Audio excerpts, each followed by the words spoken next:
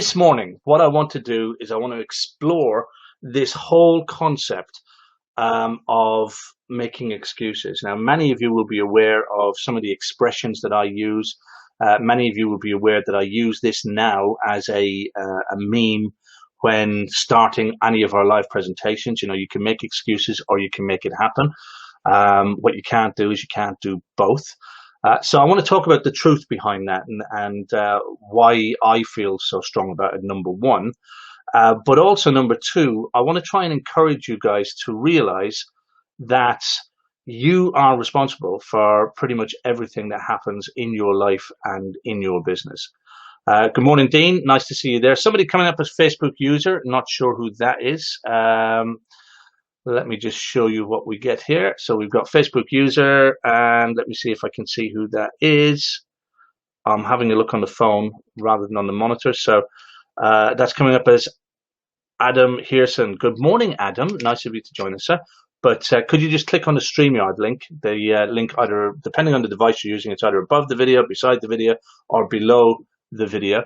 If you click on the StreamYard link, then that will take you out of the presentation, but then it will take you back in again. And I'll be able to see who is there. I said good morning to Dean. Lawrence has joined us as well. Great to see you guys out there this morning.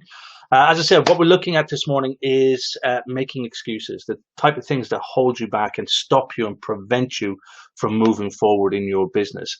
And what I was trying to get across is this whole philosophy and this whole idea that I subscribe to. Now, I'm not asking or telling everybody that you need to subscribe to exactly the same philosophy as I subscribe to. But what I am telling you is that it works for me.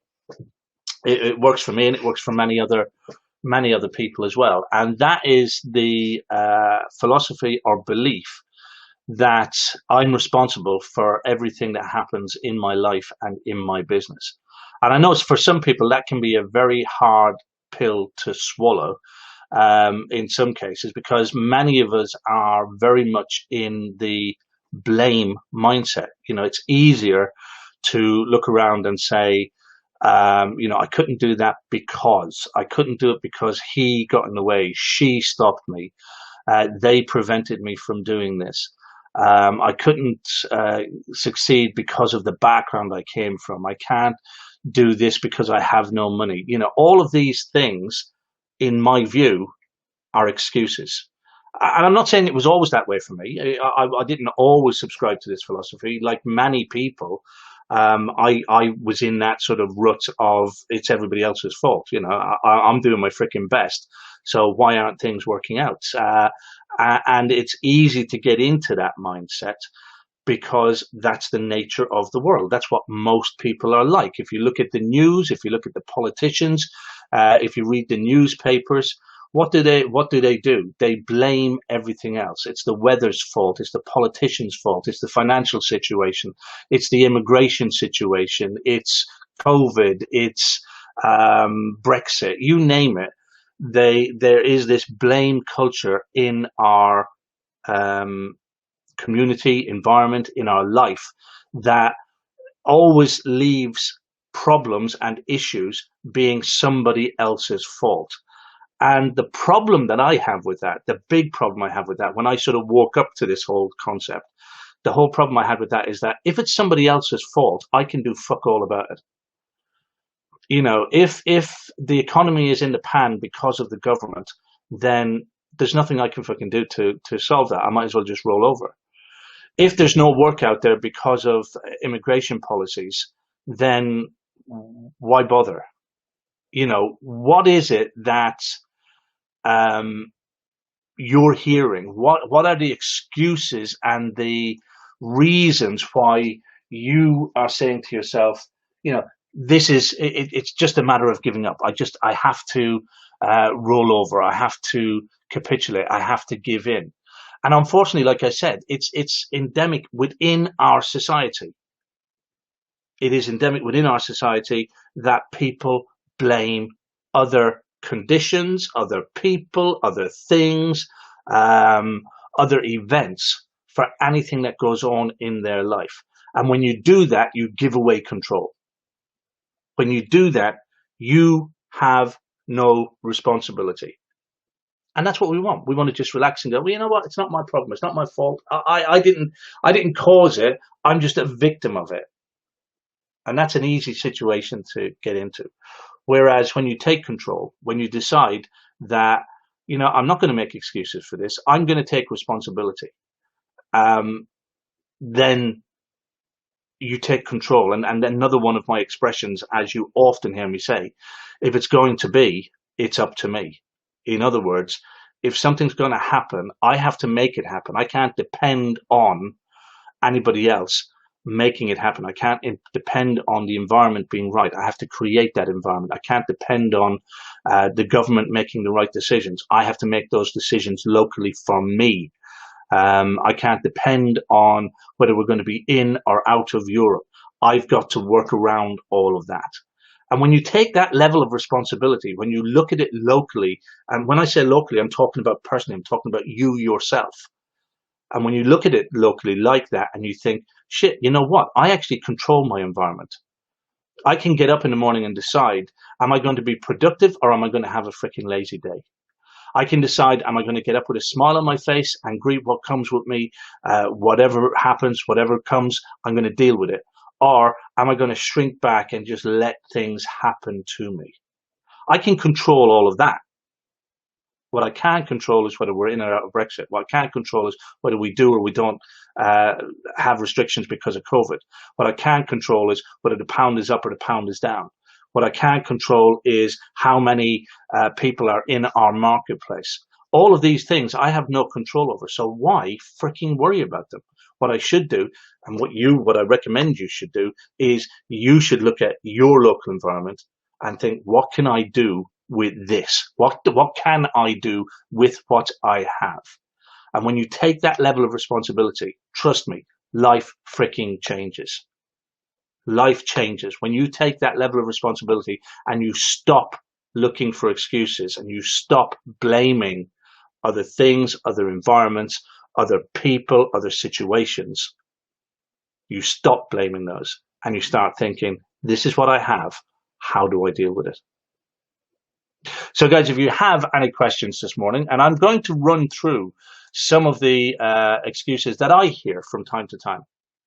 And some people would say, no, they're not excuses. These are reasons why I can't do this. They're not reasons. They're freaking excuses.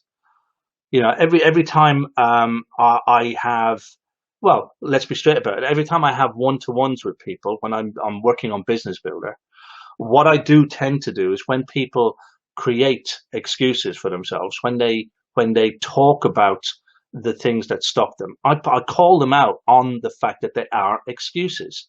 And what I'm met with often, more often than not, is, oh, it's not an excuse. This is a reason why. I'm not making up an excuse. As soon as you hear that, you're making up an excuse. I'm not making up an excuse. It's a reason. I couldn't do this video this week because, fill in the blank.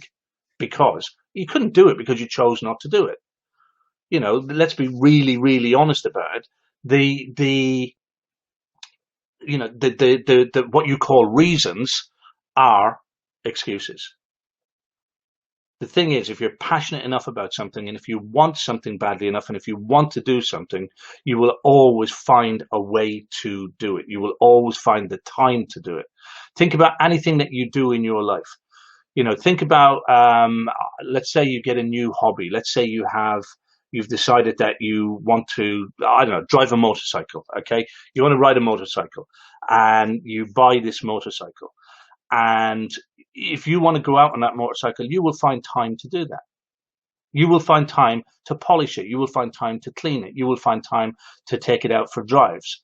And perhaps the week before that, when you had to, I don't know, put a quote together or do a certificate for somebody, you've done the work, you've now got to sit down and type up the certificate. All the things that we hate doing, yeah? Where you say, I haven't got the time to do it. I haven't got the time to do it. Why haven't you got the time to do it? Well, I haven't got the time to do it. I'm too busy. But yet, when you get this new thing that you're interested in, you make the time, you find the time, you develop the time. They're not reasons, guys. In the many cases, they're excuses. Good morning to Mark Francis and Ballas Bowler. Nice of you to join us, guys. Great to see you out there. Okay, So, as I said, some of the expressions that you have heard me utter from time to time, you can make excuses or you can make it happen. If it's got to be, it's up to me. Um, you can find excuses or you can find a way. And then the one that I use on these live casts, most live casts, we have a slide that says you can either make excuses or you can make it happen, but you can't do both. And I just realized how there's a grammatical error in there or a spelling error in there, but we won't dwell on that. No excuse. I need to fix it. Simple as that.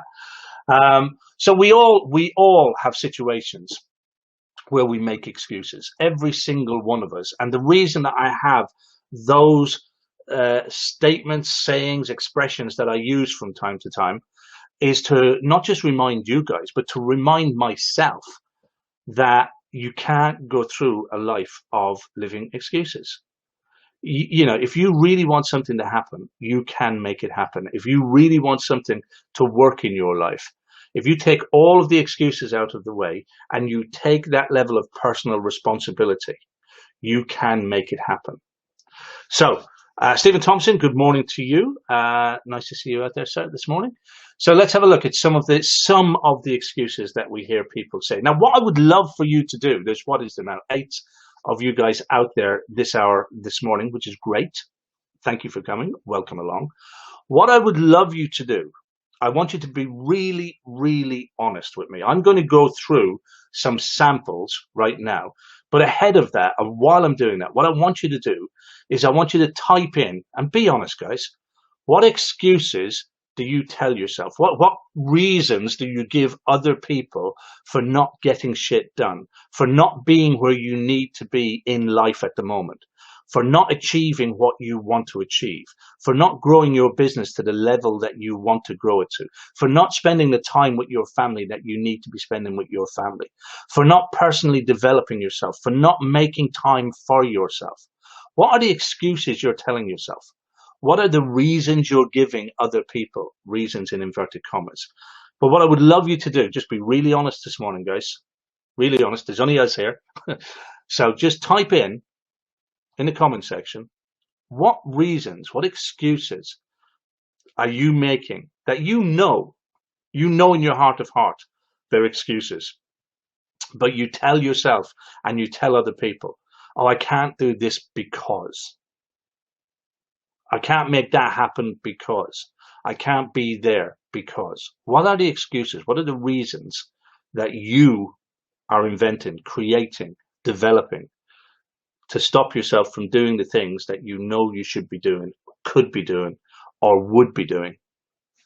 Let's have those typed in, guys. I'd love to see what you've got. I'm going to go through a number, and trust me, guys, there's a huge amount of them.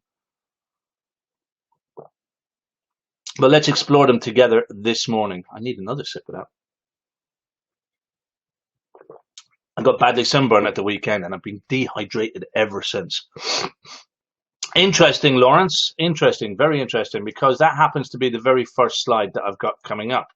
Lawrence says, I don't have enough time. Now, this wasn't planned. Lawrence and I did not ring one another and plan this. It just happened to be the first one that came up. Interesting one, though, Lawrence, because it's one that a lot of people use. A lot of people will say, I haven't got enough time. And it's an excuse or a reason given for numerous different things. You know, I can't attend this meeting because I haven't got the time. I can't read a book because I haven't got the time. I can't go to the gym because I haven't got the time. I can't fit in a meeting about a potential growth in my business because I haven't got the time. And the bottom line is, you know, there is a finite amount of time. There is no more time available. You have all the time in the world. There's a huge amount of different expressions you could use as far as time is concerned. And it all depends on how you value things and how you look at things. You know, Richard Branson has the same amount of time as you. You know, Oprah Winfrey has the same amount of time as you. I've forgotten his freaking name now, but Pimlico Plumbers. Why has that gone from my head? Pimlico Plumbers. He has the same amount of time as you. You know, somebody at the top end of the toolbox who's succeeding at what they're doing has the same amount of time as you. We all have exactly the same amount of time. The issue is, what are we doing with that time? How are we spending that time? How are we valuing what we do? And there are various different processes for time management, and we have people who come into the toolbox and talk about such things as well. There are various different things that you can do to help manage your time better. But the thing is, again, if we keep telling ourselves, if we keep saying, I haven't got enough time, I don't have time for this, then that's true, because that's what you're telling yourself. Then it is, of course, true. And you're not asking the right questions. And the right question would be, instead of I haven't got enough time, it's where can I fit this in? Or where can I find the time? Or more importantly, where can I make the time to make this happen? Because, like I said, there's 24 hours in the clock. We all have the same amount of time. It's how we divide up that time and how we value what we do. And the whole answer for dealing with time is control and management. We can find time to watch TV, we can find time to go down the pub, we can find time to read the tabloids, we can find time to play on the PlayStation, we can find time to sit and watch YouTube videos, we can find time to sit and watch TikTok. There's lots of different things that we can actually find time to do. And the example that I used earlier, if you get a new hobby or a passion or something that you're really interested in, you'll make time to do it. You'll find the time to do it. You will, other things will get sacrificed in order to make what it is you want to make happen, as long as you have a big enough why and you're passionate enough about making it happen, then you'll make it happen. So time is an argument that a lot of people use. It's an excuse that a lot of people give that is really not a good excuse, because if other people can sort their time out and manage their time, then you can do it as well. And there may not be one clean way of managing your time. There are so many different ways. We use things like Doctor's Diary. We have many different, within life, there's many different methods and ways of managing time. You've just got to find the one that works for you, that allows you to do the things that you want to do. But excellent, nice start, Lawrence. And like I said, it was the very first slide that I had available as well, which is great. Don't have enough time. Andy Hardy says too busy. I think we're going to deal with that one in a few minutes as well. Well done, Andy. Anybody else got some more excuses that you tell yourself or reasons that you give other people? Good morning, Mark Horsfall. I think I said good morning already, not sure. Lawrence, if it was my partner, I could be different. Just an excuse. If it was my partner, I could be a different person.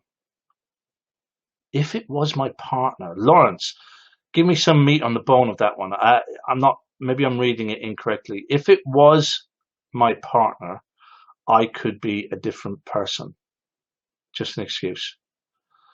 The nobody, and I mean nobody, whether we're talking business partner, life partner, can or should dictate to you the type of person who you are and what you can and should achieve in life. There is an element of selfishness to this as well.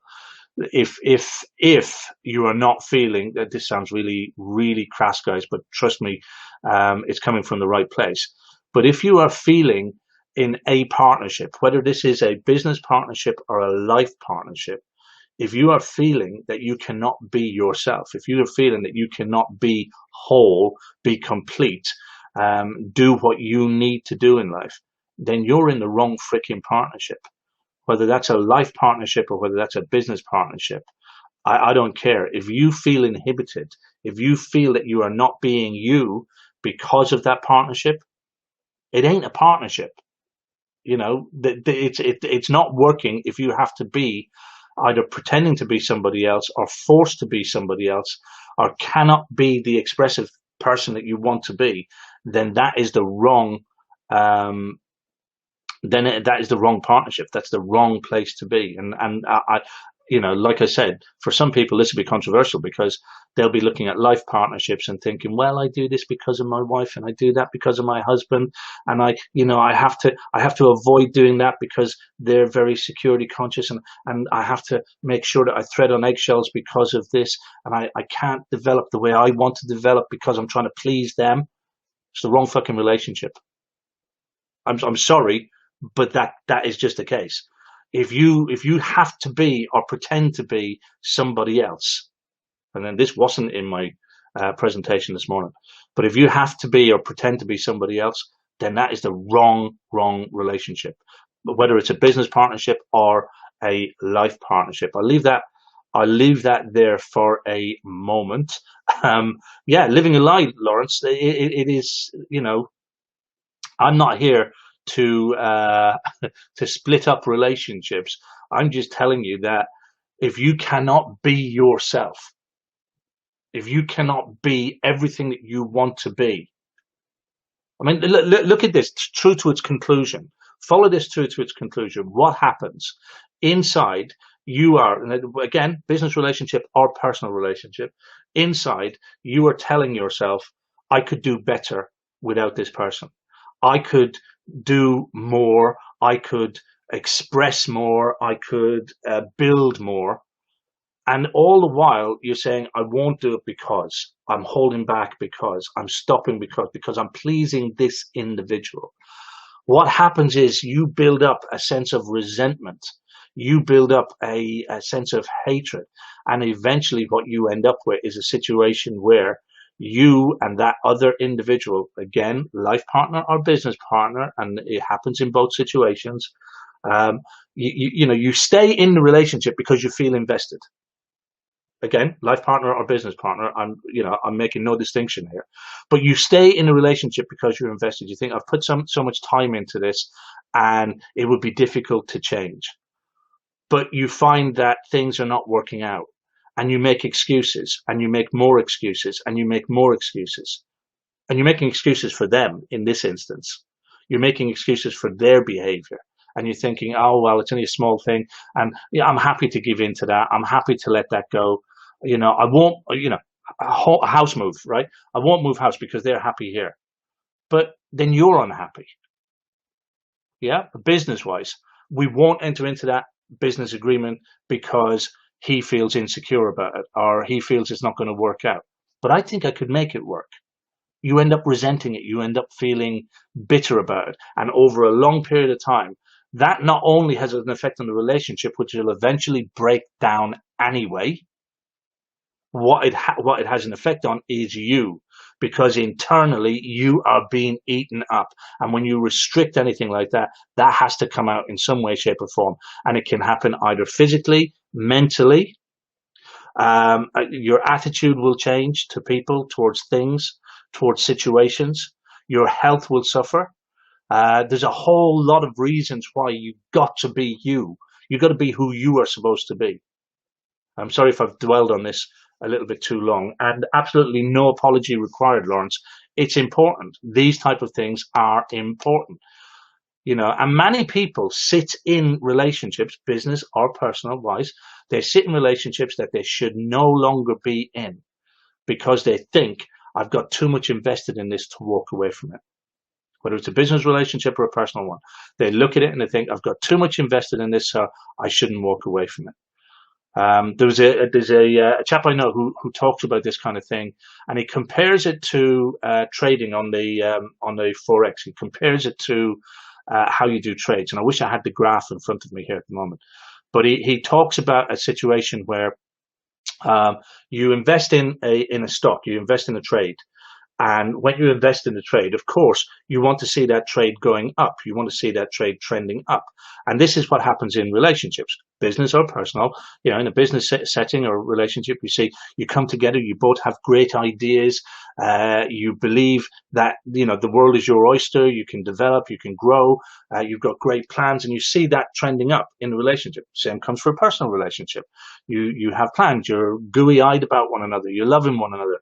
You're calling one another every day on the phone, and you're talking to one another, and it's you invest and you go up. and they gain a lot of traction by that going up. It's like, right, it's going up. This is interest in the bank, right? It's up there. And then small things start to go wrong, and the same thing happens in the trading industry. When you're trading on the forex or whatever, things start to drop a little bit, and you think, oh well, it's only going down a little bit. I'll wait for it to peak back up again. I'll wait for it to go back up. And this happens in relationships as well. Somebody lets you down. Somebody breaks a promise. Somebody tells you that you have to do something, and you're thinking, that's not me. It's not what I want to do. Somebody forces you into a situation that you don't want to be in, whether it's business or personal. And these all happen in small increments, but they erode, they break you away. And then you're back down at this line where you initially made the investment. But now you're thinking to yourself, well, I put so much time into this investment and it was up here. Maybe I can get it back up here again.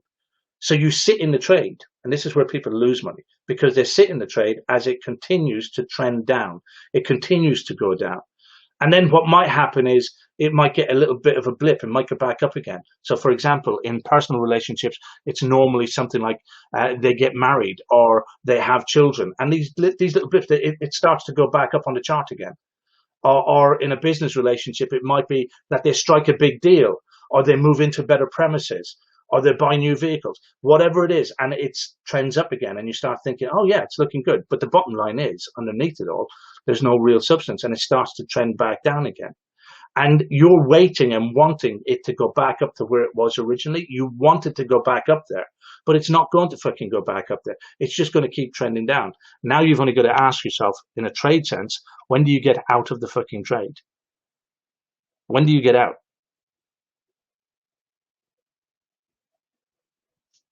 Same thing in a relationship. Sorry, guys, we went off on a big tangent there this morning, but well done, Lawrence. Thank you for that, and absolutely no need to apologize for that, mate. I don't know if what I said helped. It's my thinking. It's how I deal with these things. It's how I feel about these things, and I don't believe that you should be held back by anybody. That you should be able to do, express, be who you want to be. That's my feeling. Morning, Mr. Brown. Neil Brown has joined us. Okay, so what other excuses do we see? And sorry, going off on a tangent, but what other excuses do we see? Can't find the staff. Again, very much the same as the whole time thing. If other people can find staff, then you can find staff. There are staff out there for whatever you want to do, whether it's admin tasks, whether it's technical tasks. If you're looking for an apprentice, you're looking for an electrician, you're looking for somebody to handle the admin. There are people out there. The issue is, what effort are you genuinely prepared to put in order to get the staff? What compromises are you prepared to have in order to have the staff? We hear again from time to time, oh, I can't find anybody like me. They don't have to be like you. And the bottom line is, there is nobody fucking like you. You're unique. So, this wish and dream of, I want to grow my business, but nobody respects it the way I respect it. Nobody ever will. No one ever will look at your business the way you look at it. And if you hold yourself back because you're looking for another mini you, you'll be waiting a long freaking time. The people who succeed in this life in terms of growth in their business and taking on staff are the people who realize that when they take somebody on, they have to mold that person. They're not going to find the perfect person. They're not even going to mold that person into the perfect person. But what they will have to do is they have to reach compromises within themselves to decide, you know what, this person isn't the perfect specimen, but I can make do with it. I can make this work. I can develop this situation. One of the things I always suggest is that you hire on personality. Don't hire for skill. Hire for personality, because the skill you can teach. I don't care what the skill is. You can teach the skill. And if you personally can't teach it, you can pay people to teach it. You can buy training courses on almost anything these days. If it's admin, if it's even, apprentices or whatever the case is, if they have the skill, that's great, but don't make the hire about the skill. the higher it needs to be about the attitude. The higher it needs to be for the personality. Because if you get the right person who is a good fit for you, then you can mold them into what you want to do. But again, like I said, if other people can find staff, you can find staff. You are either being too fussy or you're not digging in deep enough pool. There are a huge number of different excuses you can make up for why you can't find the right people. But you can find people and you can mold people. And there are people out there. There definitely is. So that to me, again, it's another way to say, I can't put the effort in. I can't, or I'm too fussy. I want somebody exactly like me. Stop. It ain't going to happen. What else do we hear? I don't understand the tech. That's another one. I don't understand the tech. Again, in this day and age, whether you are talking about reasons why you can't automate your business, for example, people who don't use things like ServiceMate or Tradeify because they don't. I don't understand it. Well, the bottom line is, unless you put the effort into learning it, then you'll never understand it. And that goes for anything. If you are holding back on using spreadsheets, I mean, silly things. I mean, we have, as you know, we have a couple of Toolbox members who don't even use Facebook because they just don't like going online. They don't like computers. Now, you ask yourself, how can people in this day and age get through life like that? Well, some people tend to manage, but my guess is they make life a lot harder for themselves.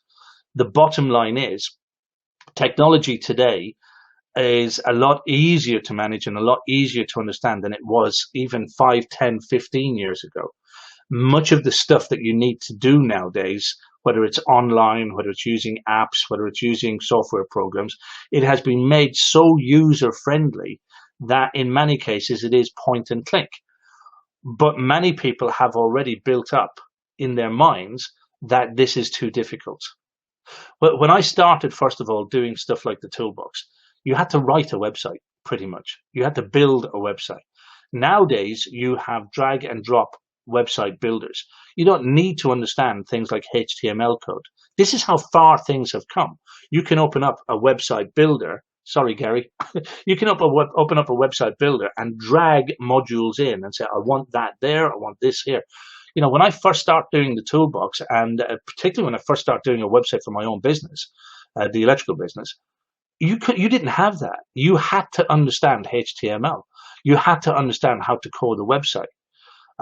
There were a few website software builders out there, but they required a level of, serious level of understanding and technology in order to make them work. And that's why people got away back in those days of charging hundreds, if not thousands of pounds to build websites. Today, that's not, that's not a thing. You don't need that. You can sit down and build a website yourself. And I'm not just talking, I'm using this as an example. I'm not just talking about websites, guys. I'm talking about the software that you use to manage your business, the autoresponders that we use in order to do our ongoing marketing, the likes of Aweber. When people stand back and go, I don't understand it, as long as you keep telling yourself you don't understand it, as long as you don't want to understand it, it ain't going to happen. But if you throw yourself into it, you'll discover that it's not as difficult and it's not as hard. And I think that's what I'm trying to say. It's not as difficult, it's not as hard as you think up here that it is.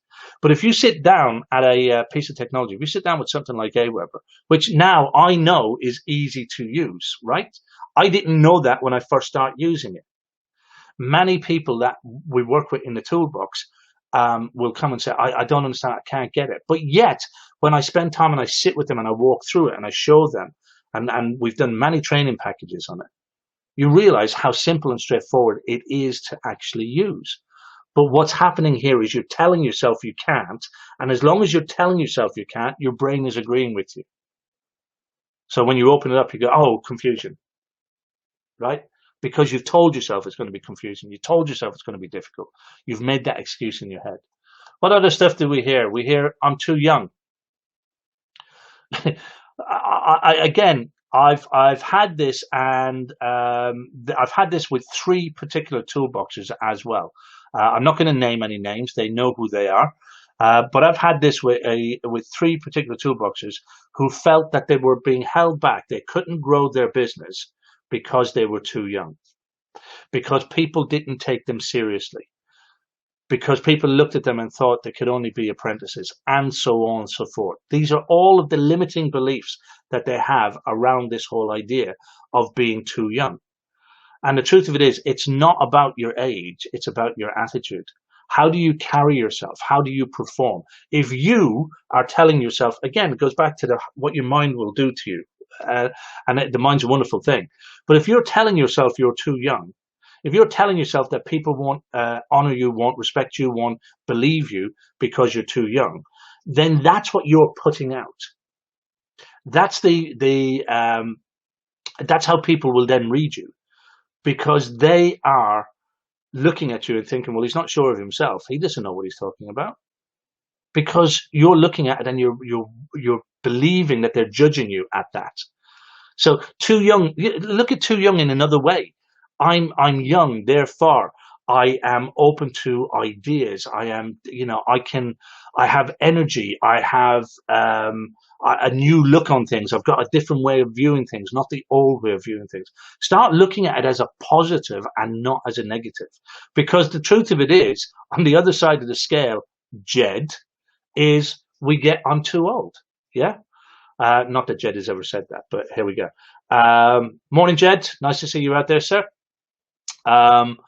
But yeah, we have on the other side of the scale, I'm too old. I can't start learning new technology because I'm too old, right? I can't invest time in building my business because I'm too old. I'm not going to be around for much longer. I'm going to be retiring. All of these things, again, excuses. They're reasons just to stop and not put the effort in.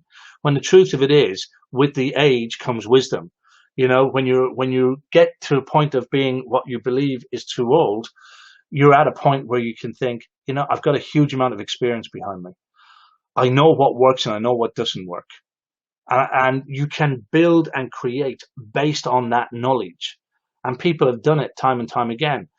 Steve Aoki's dad still works in the business. Again, going back, the Pinnacle Plumber, they had that guy who was, I think, 87 or something, still working in the business. These are, people who have experience, have knowledge. But if you keep telling yourself, again, I'm too old, so I can't learn how to use Aweber. I'm too old. I don't understand SEO. I'm too old. If you want to do that, then it's an excuse. It's not the truth, because we know that other people easily circumnavigate this I'm too old. Yeah. And yeah, okay, so life takes toll on the body and stuff like that, but there's things you can do about that as well. But there's absolutely no reason why too old is an excuse. Here's one we hear particularly relevant to the toolbox, and I have heard it recently. And I'm trying to see now, just going to scroll up and see if the person is actually on the call this morning. I don't believe they are. I'm not going to name them anyway. But this is one that I hear, again, when I'm working one-on-one with people.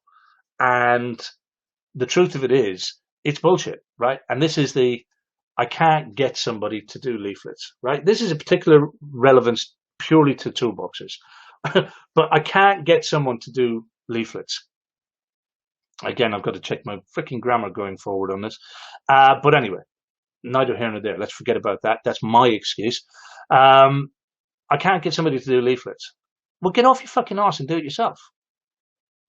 Simple as that. The bottom line is, when you are out there doing it yourself, you begin to see what is involved. Now, I say this because I've done it myself. I say this because the majority of people I work one-on-one with, I get them to do it themselves. Even if they have people straight away that can do it, I get them to go out and do it themselves, because you learn a hell of a lot from being out there doing it yourself.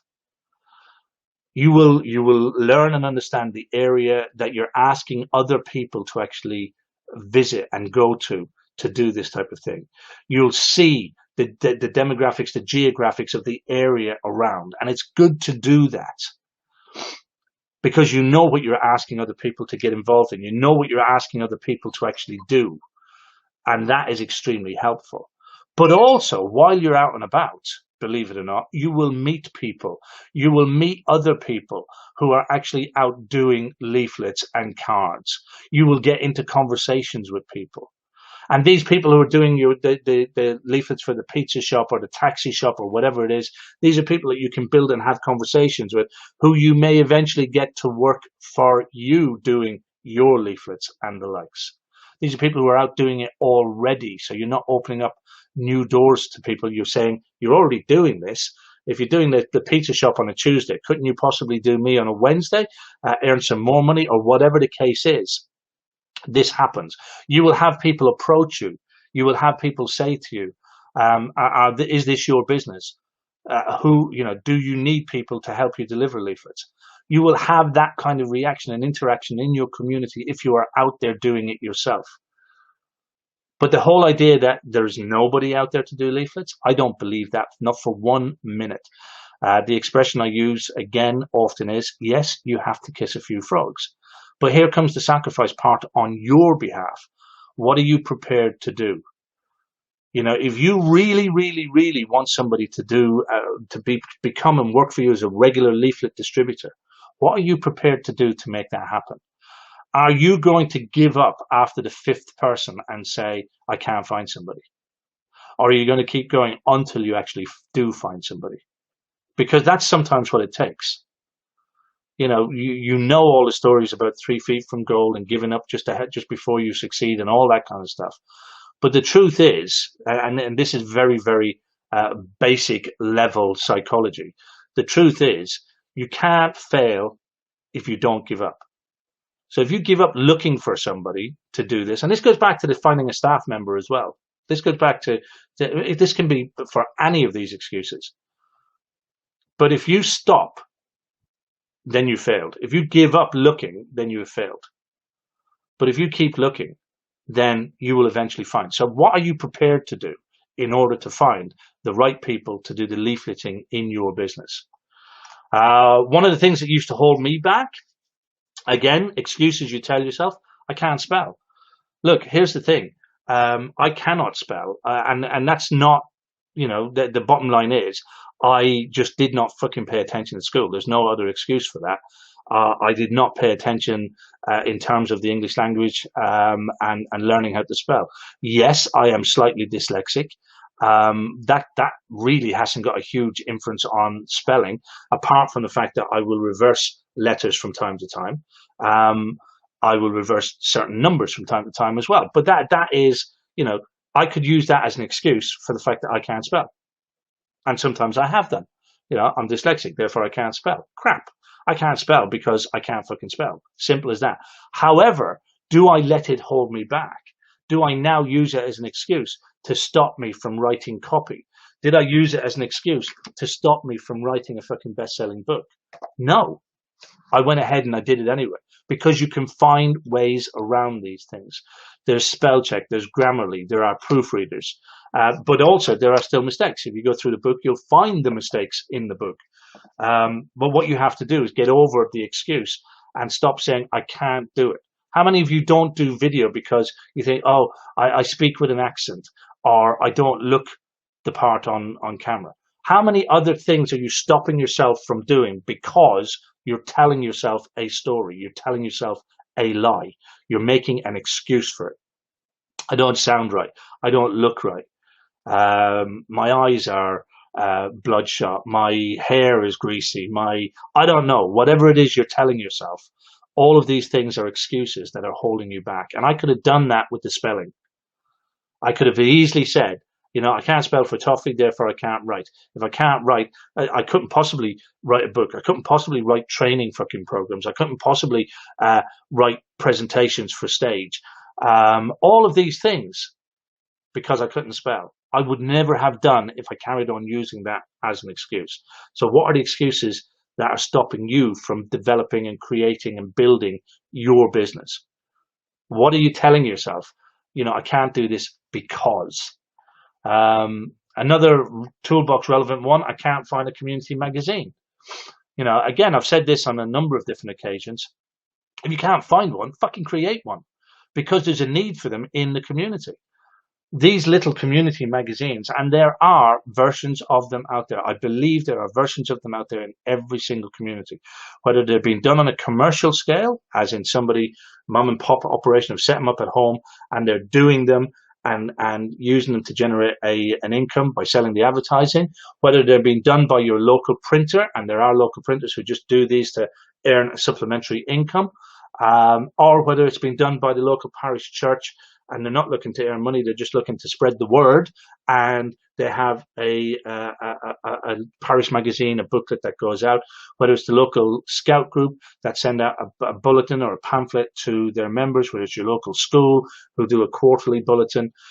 These things exist in your community. Go and find them. If they don't exist, create them. The effort in creating something like that is minimal, and the results can be phenomenal. And you could do it as either a freebie thing that you do and you get the family involved in, where you put together a local community magazine and you advertise in it, and then you can sell a bit of advertising space to your fellow tradespeople in your local community and just develop on it. And I've seen them started in community. I'm looking around for a piece of A4 paper, and all I can find is the stuff that I've written notes on here. But you can start it as simple as a couple of A4 sheets of paper put together, folded over. It doesn't even need a freaking staple. I have seen them printed like that in just plain black and white, with a little covering article on the front page, and then broken up 4, 5, 6, 8 adverts inside. You can charge your fellow local tradespeople to put their ad in it. You can create it alongside of your wife, your son, your daughter. Give them a freaking a weekend job that they could earn some money doing this. There's absolutely nothing stopping you from doing it.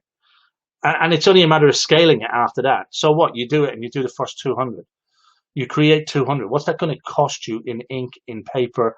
You do the first 200. What's it going to cost you if you walk down to your local printer, and you said to him, I will send you the information and this is all I want. I want 4 sheets of paper, folded together like that, or 2 sheets of paper, folded together like that, stuck together. They don't even need to be stapled. I'll send you the information, you print it. I want to do that once a month, or I want to do it once every 2 months. What would you charge me for doing that, Mr. Printer? And I guarantee you, you would make a small business. We talk about, within the toolbox, we talk about multiple streams of income and being dependent on just one stream. This is another ideal little thing that could grow and takes minimal effort to actually do. Minimal effort to do. So if it's not happening in your local community, why aren't you the one doing it? Why aren't you the one serving your local community, providing them, not just sending out a leaflet to them, do that as well, but by creating one of these little pamphlets that has 6, 8, 12 adverts in it that you're charging the brickie, the carpenter, the builder, the gardener, the locksmith, the local estate agent, you're charging them for a half a page or a quarter page ad in your little booklet that you're sending out. Nice little income for you, your family, and serving the community as well. Small idea, guys. I've said it 1,000 times. Thousands of times. I've mentioned it on webinars. I've mentioned it on live casts. I mentioned it in stand-up presentations that I've done. I've yet to see a toolboxer take it and run with it. And it ain't difficult, and it ain't expensive to do. It's so easy to put together and so easy to do. So, what else do we get? My business is different. My business is different. Every business is different. But it's another excuse. I can't do this, or this won't work for me because my business is different. I have yet to find a method of marketing or advertising that doesn't work. Let me run that by you again. I am yet to find a method of marketing or advertising that doesn't work. Every single form of marketing works. You've just got to work out what works for your business. And again, people give up on things before they've actually tried it to its limit, before they've actually pushed it to its limit. And people will go, we've seen it time and time again with and I'm using a very basic example, with leaflets. And this will be some people coming into the toolbox, right? Because you're probably one of them. well, not you, him. He's probably one of them over here. Yeah. Where they say, I've tried leaflets. You know, I did 500 or I did 1,000 and I got nothing out of it. They cost me a fortune and I got nothing out of it. You know what? I tried Facebook advertising as well. Facebook advertising gets you nothing. All Facebook advertising gets you is price shoppers. Yeah. I've done those community magazine things. I've done those and they don't work. You know, you get nothing out of them. It's all old folks. That's all it reads those. And the truth of it is, guys, you can go through life doing that, or you can start looking at it and thinking, right, how do I make this work for my business? Or if that particular strategy doesn't work for my business, what strategy am I going to use to work for my business? But many people will go, oh, it doesn't work for me. My business is different. You know, I do things differently. So I couldn't possibly do that. That wouldn't work for me.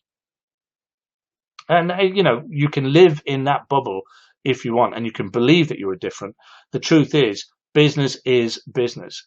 And whether you're running an electrical business, whether you're a gardening business, whether you're a plumbing business, you know, the principles and strategies behind running a business are pretty much primarily the same. You know, as different as you may believe you are, you're not really that different.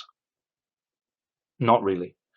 And many of the strategies that work for other people will work for you. They may need to be tweaked.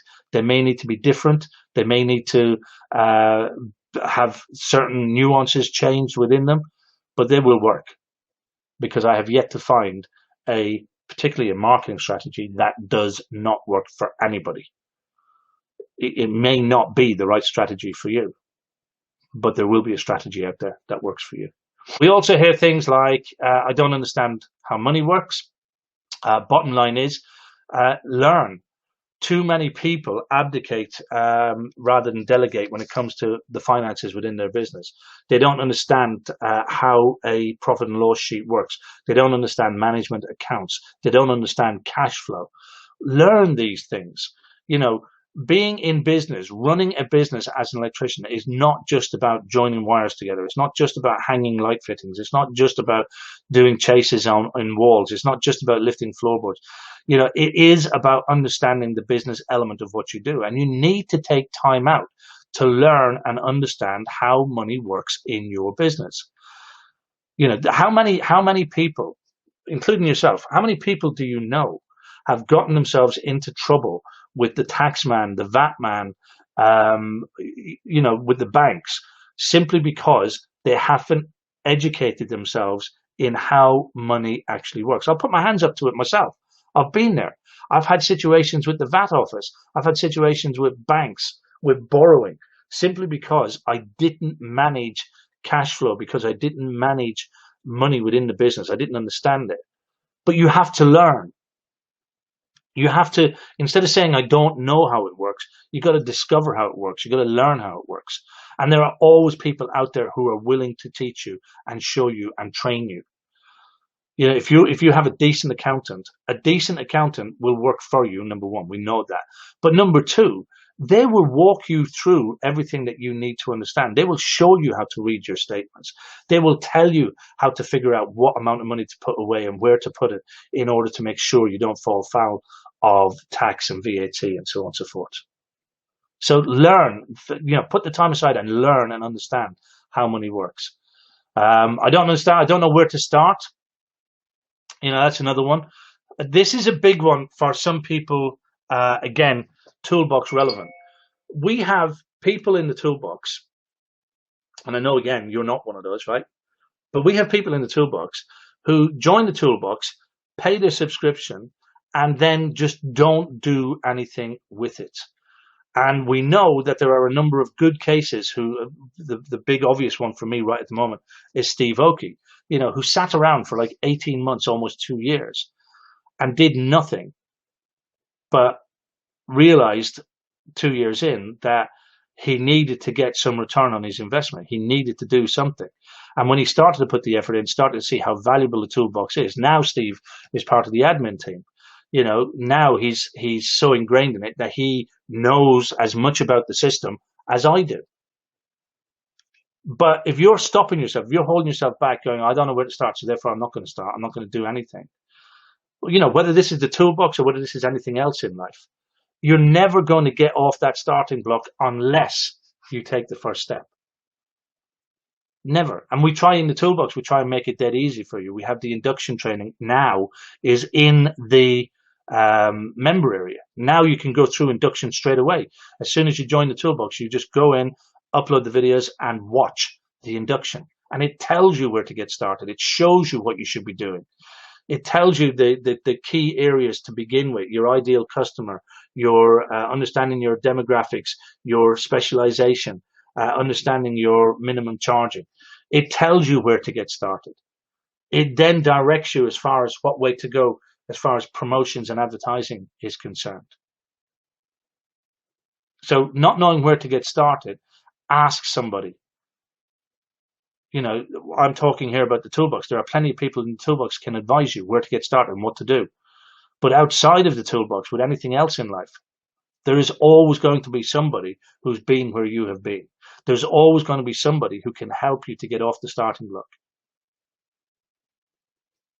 So just get started, take the first step, make the first move, and that will see you get the ball rolling. So again, here's my question to you guys. What excuses are you making? What excuses are holding you back? What are you telling yourself that from now on, you're not going to tell yourself? Seriously, ask yourself, what are the excuses that you are making? What are the excuses that you are calling reasons that you are giving other people for not doing what you want to do in life, for not being where you want to be? Guys, I hope you had some value out of this morning. If you have any other questions, please do post them up in the group. In the meantime, I am going to bid you all farewell.